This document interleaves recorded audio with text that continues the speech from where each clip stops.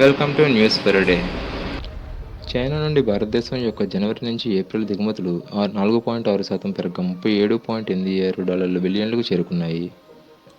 China general administration of customs నుండి విడుదలైన data ప్రకారం చైనాకు భారత్ ఎగుమతులు 3.7% పెరిగాయి. ఈశాన్యం మొదటి వందే భారత్ రైలును పొందింది. అస్సాంలోని మొదటి వందే భారత్ ఎక్స్ప్రెస్ గౌహతి నుండి పశ్చిమ బెంగాల్లోని న్యూ జైపాల్పూర్ని కలుపుతుంది.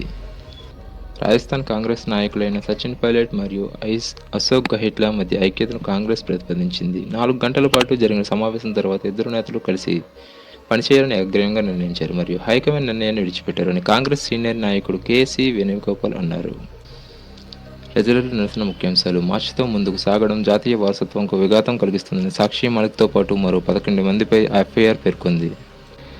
తిరువనంతపురం ఎంపీ థరూర్ సింగోల్పై మాట్లాడుతూ ఈ అంశంపై ప్రభుత్వం, ప్రతిపక్షాలు అనుసరిస్తున్న వైఖరులు సమన్వయంగా ఉన్నాయని, మన వర్తమాన విలువలను నిలబెట్టేందుకే గతంలోని చిహ్నాన్ని ఆలింగనం చేసుకోవాలని పిలుపునిచ్చారు. 2024 ఎన్నికలకు ఏడాది ముందుగానే విశాఖపట్నంలోని ఓటర్ల దృష్టిని ఆకర్షించేందుకు కసరత్తు మొదలైంది. ఎన్నికల ముందు ప్రచారంలో భాగంగా ప్రధాన రాజకీయ పార్టీలు నేపథ్య ఫిక్స్లు పెట్టేందుకు ప్రయత్నించడం చివరకు వివాదాస్పదమైంది. విశాఖపట్నంలోని జనసేన పార్టీ, వైఎస్ఆర్సీపీ నేత మధ్య ఫ్లెక్సీల వాగ్వాదం కొనసాగుతూనే వారి మధ్య తీవ్ర వాగ్వాదానికి దారితీసింది. గుజరాత్ టైటన్స్పై చివరి బంతికి విజయం సాధించి చెన్నై సూపర్ కింగ్స్ 5వ ఐపీఎల్ టైటిల్ను కైవసం చేసుకుంది.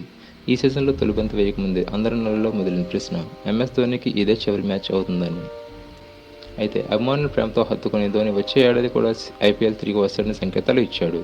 అహ్మదాబాద్లోని నరేంద్ర మోడీ స్టేడియంలో జరిగిన ఉత్కంఠభరిమైన ఫైనల్ గుజరాత్ టైటన్స్ను ఓడించి మాజీ Bharat captain Chennai super Kings 5వ ఐపీఎల్ టైటిల్కు నాయకత్వం వహించాడు. Thanks for watching.